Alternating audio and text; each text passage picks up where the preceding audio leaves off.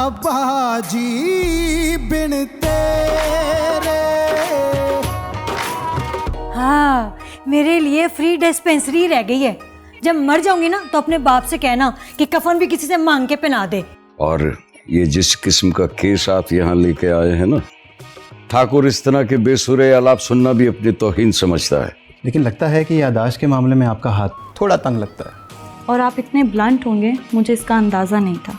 पहलवान को गोली ठाकर के आदमी राजू ने मारी है।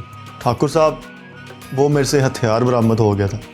तो तूने अपनी गर्दन बचाने के लिए हम पर कीचड़ उछालना शुरू कर दिया है? नहीं। और भाई उसने देखा ना कि मैं दुकान पे नहीं बैठा, उन्हें खप डाल देनी है, मैं लेके आता। हाँ उस्ताद जी, वो मसीतों में ऐलान करवाता फिरेगा कि उस्ताद नहीं मिल रहा। पता करो उसकी लाश क्या गिद्ध खा गए हैं या कमेटी वाले उठा के गए हैं, बता। बहुत जल्द इंशाल्लाह आपको अच्छी खबर दूंगा। सर, ये केस मेरी प्रायोरिटी पर है। ठाकुर साहब, वो पहलवान मरा नहीं बल्कि जिंदा है। हुरिया, मैंने तुमसे एक बात करनी है। हाँ तो करो, सुन रही हूँ मैं। जरूरी बात है। कौन सी बात? महरोज आया था घर पे। क्यों? तुम्हें याद है ना, शॉपिंग मॉल में उसके साथ एक लड़की थी। हाँ हाँ, बेचारा हमसे नजरें नहीं मिला पा रहा था। उसको डर था कहीं मेरी चोरी तो नहीं पकड़ी गई। यार वो ऐसा नहीं है जैसा हम सोच रहे थे। क्या मतलब वैसा नहीं? वो दोनों एक दूसरे से बहुत प्यार करते हैं और शादी करना चाहते हैं। ओ, तो ये जरूरी बात थी? नहीं, जरूरी बात यह है कि उसको हमारी मदद की जरूरत है और मैंने उसको प्रॉमिस कर लिया कि हम तुम्हारी मदद करेंगे। फारिया, तुम ऐसे कामों की रिस्पॉन्सिबिलिटी क्यों लेती हो जिसका तुम्हें कुछ पता ही नहीं? उसने मुझे सब कुछ बताया है, लेकिन मेरी समझ में कुछ भी नहीं आया, तो मैंने उसे एक मशवरा दिया कि वो तुमसे बात करे। तुम जरूर कोई सोल्यूशन दोगी। मैंने कोई सोल्यूशन की शॉप खोल रखी है। हमारी वजह से किसी का भला हो जाए तो यार अच्छा ही है ना। मैं कौन सा इनकार कर रही हूँ, बुला लो उसे, बैठ के बात करते हैं। लेकिन ये बात अभी ना मामा से करनी है और ना किसी और से। ओके? ओके।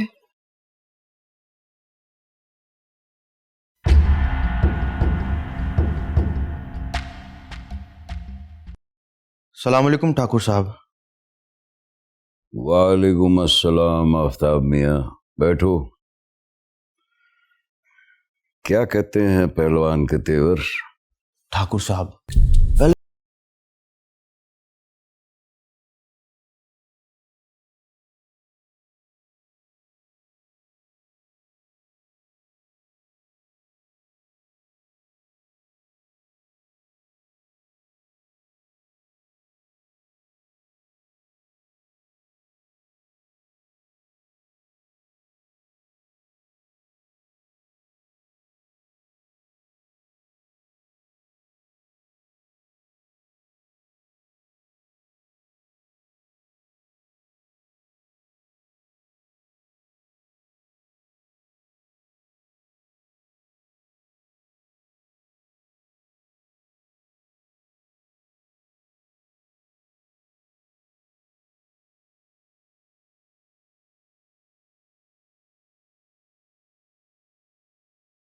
कैसे दे सके?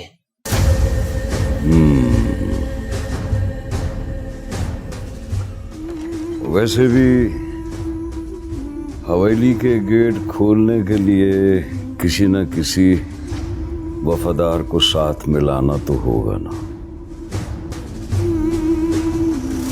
और फिर जब घर का भेदी लंका ढाएगा, हमें बड़ा मजा आएगा। क्योंकि जो हमसे नफरत करते हैं, हमें उनसे बड़ा प्यार है।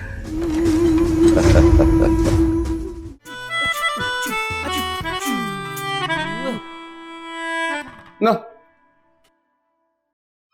ना नबीला, ना देख रो ही ना। हाँ, तुझे रोता हुआ देख के ना मेरे दिल को भी कुछ होता है। कैसे न रो, तुम्हारे बाप के साथ ना मेरा गुजारा नहीं होता। अच्छा चल छोड़ देना इस बात को। देख अम्मा तो तेरे हक में है ना। खाक हक में? तुम्हारे सारे कार वाले ना अंदर से सब एक है। अच्छा नबीला, तू इस बात में ना मट्टी डाल दे। मैं ना तेरे लिए गरम गरम समोसे और गर्मा गर्म चाय बना के लाता हूं। लाऊं? मुझे नहीं पीनी, मुझे सिर्फ अपना हक चाहिए। हाँ तो गर्मा गर्म चाय पीना तेरा बुनियादी हक है। ओ ये नहीं, मुझे अलग से अपना कार चाहिए। और फिर वही बात, और घर लेने के लिए पैसे चाहिए, और मेरे पास इतने पैसे कहां से आएंगे? पैसों की जरूरत नहीं है, यहाँ सिर्फ थोड़ी सी हिम्मत चाहिए। अब हिम्मत? और तेरा क्या मतलब है कि किसी के घर पे कब्जा कर लूं? किसी की कार पे क्यों, अपने कार पे क्यों नहीं? अपने घर पे कब्जा? तो तेरा मतलब है कि इस घर पे कब्जा? तो और क्या, अपना हिस्सा मांगो, फिर इसे बेच के अपना कार बनाएंगे। तुझे ये बात बड़ी आसान लगती है, पर अब्बे ने ना मुझे खड़े खड़े कत्ल कर देना है। तुम तो हो ही डरपोक, तुमसे बेहतर तुम्हारे पाई हैं, अपना काम निकलवाते हैं और तुम्हारे बाप को पता नहीं चलता।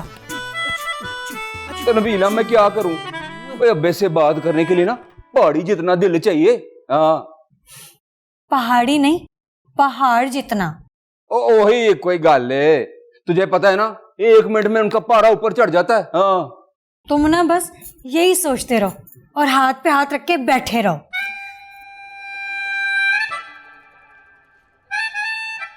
वैसे ना एक तरीका है। क्या? वो ये कि हम भाइयों के बजाय ना अगर ये बात कुलसूम अब्बा से कहे ना तो शायद अब्बा बर्दाश्त कर जाए। हाँ कार बेचने वाली बात? हाँ हाँ, और इसमें ना अम्मा की भी मदद ली जा सकती है। अपनी अम्मा को अलग ना समझना, वो भी तुम्हारे बाप की तरह ना अंदर से मिसनी है।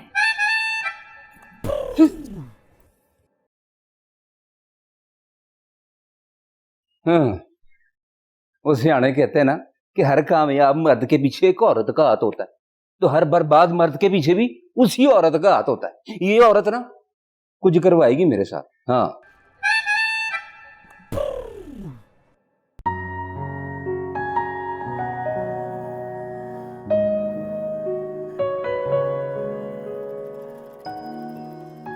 सॉरी गाइस, मेरी वजह से तुम लोगों को काफी वेट करना पड़ा ना। कहाँ थे यार, 1 घंटे से तुम्हारा वेट कर रहे हैं हम लोग। क्या बताऊं, अब पहले निकला हूं तो बाइक पंचर हो गई, वो लगवाया तो पेट्रोल खत्म हो गया। अभी मुझे ही पता है कैसे छिकते रुके मैं यहाँ तक पहुंचा हूँ। थोड़ा पानी मिल जाएगा? थोड़ा पानी क्यों, जितने तुम्हारे होश उड़े हुए हैं तुम्हें तो पूरा जग चाहिए पानी का। अच्छा मैं पानी भी लेके आती हूँ और खाने का भी अरेंज करवाती हूँ। हाँ सॉरी जी, again sorry. It's okay. Faria आजकल तुम्हारी बड़ी हमदर्द हुई भी है, किस्सा क्या है? किस्सा क्या होना है, किस्सा बस किस्सा चहार दरवेश की तरह बहुत तवील है।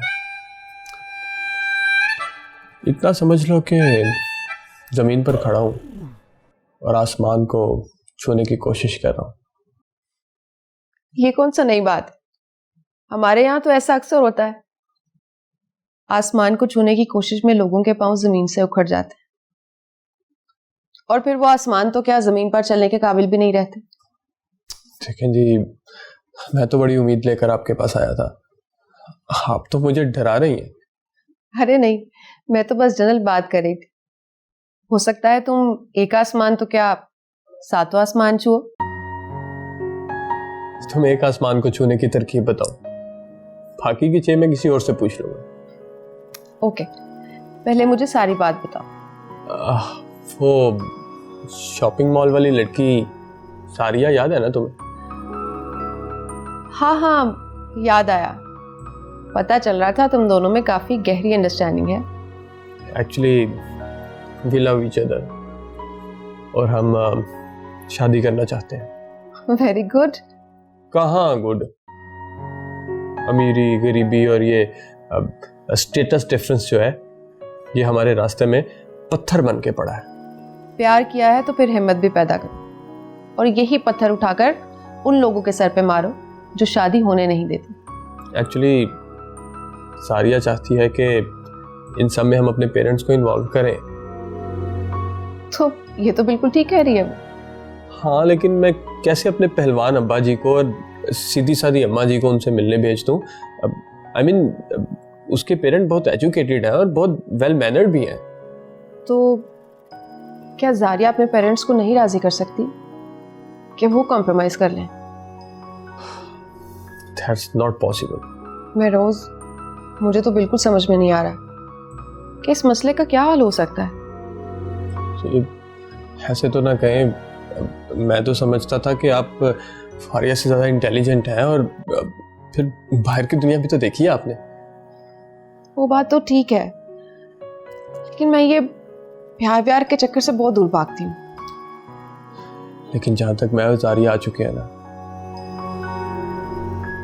हम अब दूर भाग नहीं सकते।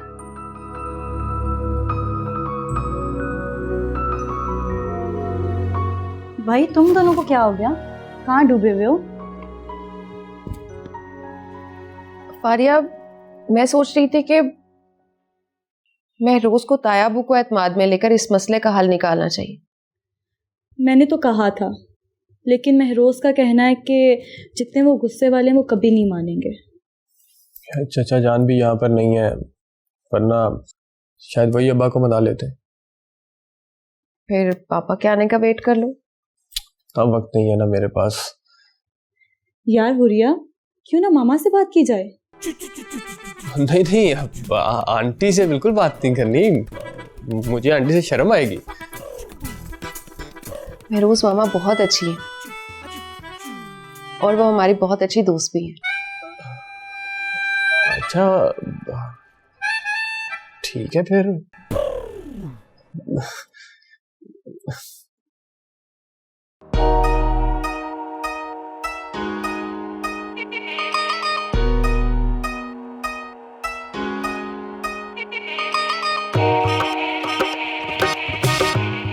माँ जी।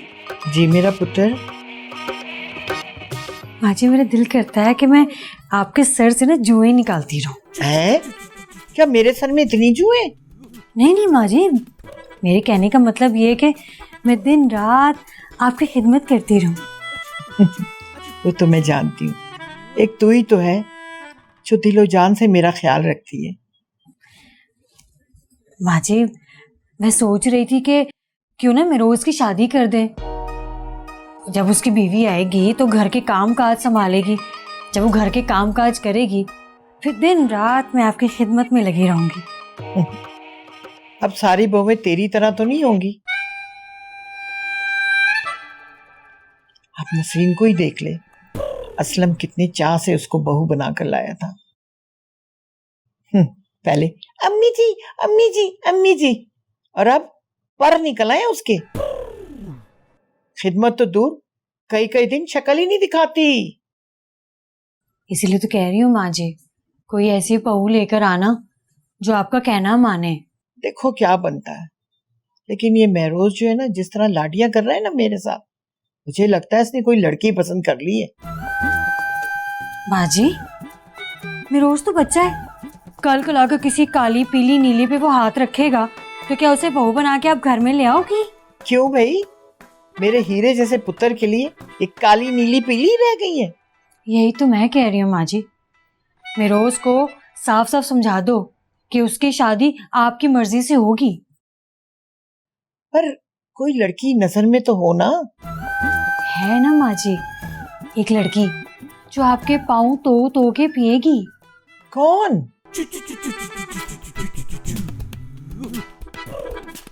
अम्मा ये लो, बादामों का हलवा आपके लिए बना के लाई हूँ। मेरे लिए?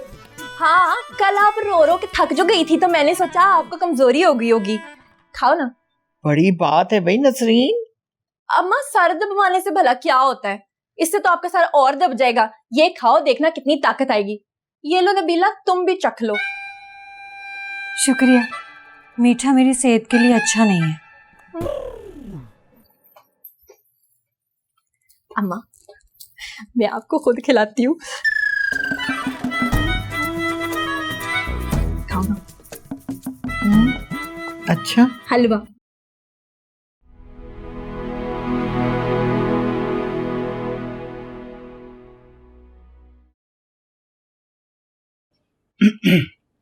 वो जी सुनिए। जी बोलिए। वो जी मैंने ना आपसे कहना था, आप मुझे ना, वही जी मैं आपके लिए लाया था। मेरे लिए लाए थे? मगर क्यों? वो जी ना, आप मुझे ना, हाँ जी आप मुझे बहुत अच्छी लगती है। मैं तुम्हें क्यों अच्छी लगती हूँ? वो पता नहीं जी, और आप ना जब हंस हंस के बातें करती है ना, मेरा भी दिल करता है मैं भी बीमार हो जाऊं। आप मुझे ना अपने हाथों से दवाइयाँ खिलाएं, मुझे टीके लगाएं। अच्छा, ये बताओ मैं यहाँ क्यों आती हूँ? हाँ जी, इलाज करने। और तुम यहाँ क्यों आए हो? उस्ताद जी का इलाज करवाने। अच्छा, ये बताओ मैं इलाज कर रही हूँ ना? हाँ जी, बहुत अच्छा जी। अब जरा अपने गिरबान में जाकर देखो कि तुम क्या कर रहे हो।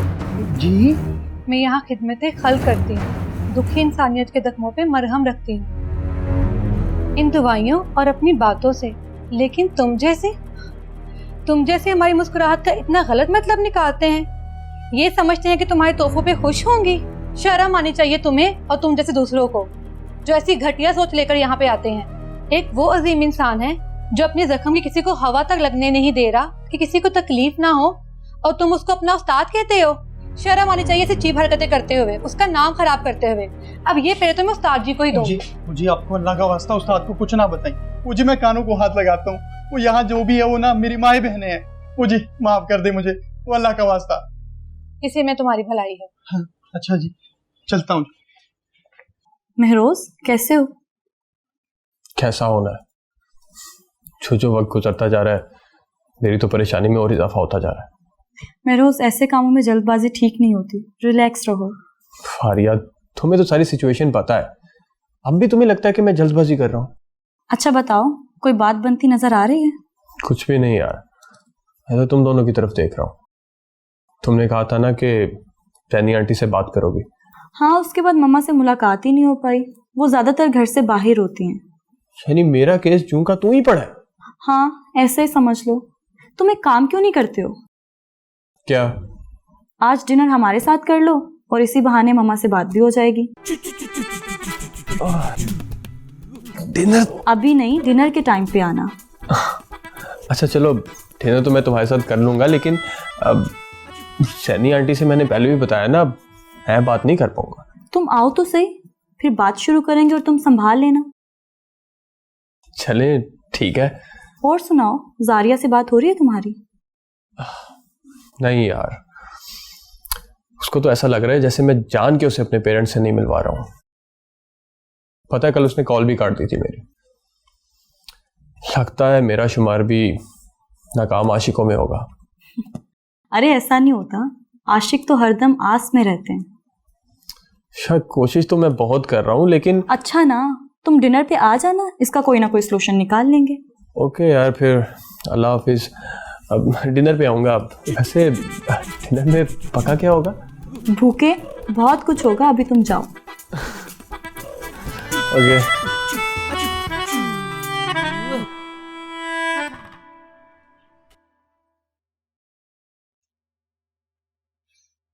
एक तो इस बंदे की समझ नहीं आती। अल्ताफ, उठो, कब तक इसने घर में पड़े रहना है?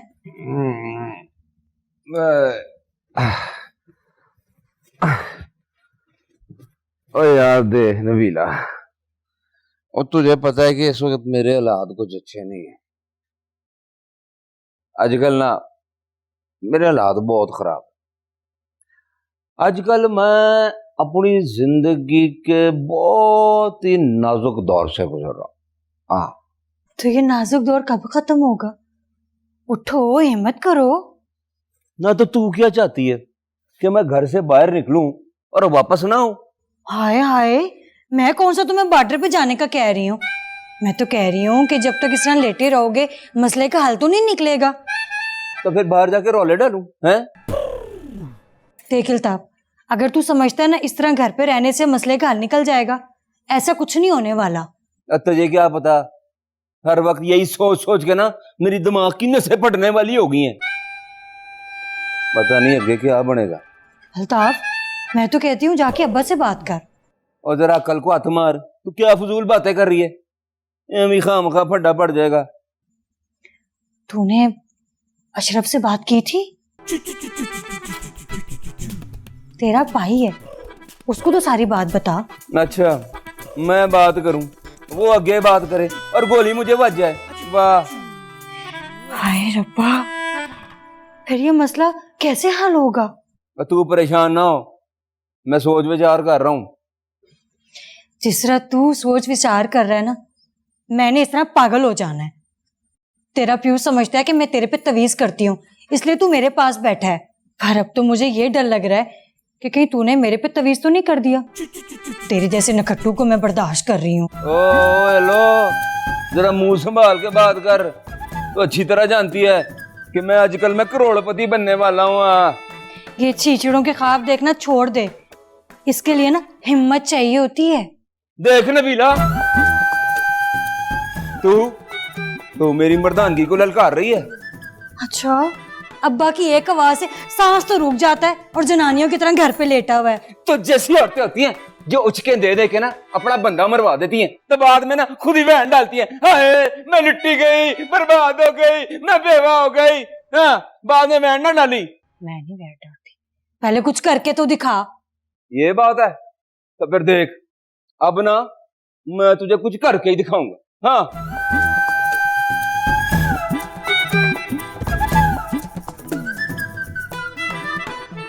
बड़ा है, कुछ करके दिखाऊंगा।